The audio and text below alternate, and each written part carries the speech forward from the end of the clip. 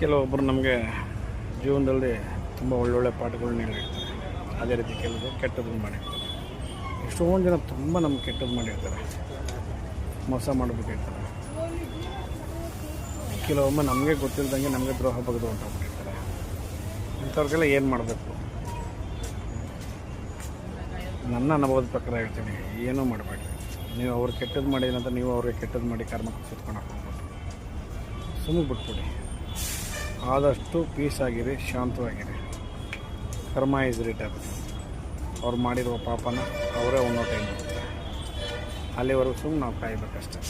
ನಮ್ಮ ಶ್ರಮನ ನಮ್ಮ ಇದನ್ನು ಬೇರೆ ಕಡೆಗೆ ತಿರುಗಿಸಿ ನಾವೇನಾದರೂ ಉದ್ಧಾರ ಆಗುವಂತಹ ವಿಷಯಗಳ ಕಡೆ ಗಮನ ತೋರಿಸ್ಬೇಕು ಹೊರತು ಅವ್ನು ಯಾವನೋ ನಮ್ಗೆ ಅನ್ಯಾಯ ಮಾಡಿದನಂತ ನಾವು ಅವನಿಂದ ಬಿದ್ದು ನಾವು ಅನ್ಯಾಯ ಮಾಡೋಕ್ಕೆ ಹೋಗ್ಬಾರ್ದು. ನಾವು ಮಾಡಬೇಕಾಗಿರೋದಷ್ಟೇ ಶಾಂತವಾಗಿರ್ಬೇಕಷ್ಟೆ. ಸುಮ್ಮನೆ ನೋಡಿ, ಕರ್ಮ ಈಸ್ ರಿಟರ್ನ್. Thank you.